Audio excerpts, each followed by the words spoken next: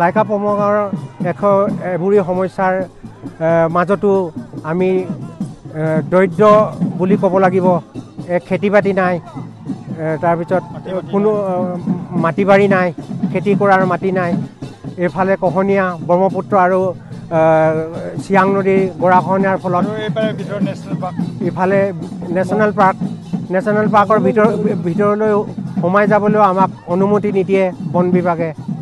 তেনে ক্ষেত্ৰত আমাৰ সংস্থাপনৰ কথাটো খুব হেৰি হৈ আছে, বৰ লেহেমীয়া গতিত চলি আছে। 2020 চনত লাইকাৰে 160টা পৰিয়াল ডিগবৈ সংমণ্ডলৰ নামপাইটাপু বনাঞ্চলত চৰকাৰে সংস্থাপিত কৰে।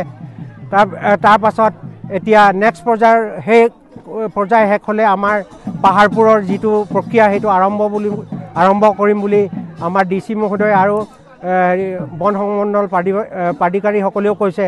তেনে ক্ষেত্ৰত আমি এনেকুৱা এটা পৰিস্থিতি এবাৰ নাথাকিবই নেকি? আমাৰ যিটো বসতি স্থান, গাঁৱৰ বসতি স্থান, এই গাঁৱৰ বসতি স্থানটো যদি একেবাৰে উৰুৱাই নিয়ে, এই মাৰ্চ এপ্ৰিলৰ ভিতৰতেই এইটো নিঃশেষ হোৱাৰ উপক্ৰম দেখা গৈছে। তেনে ক্ষেত্ৰত আমাক সোনকালে সংস্থাপনটো লাগে।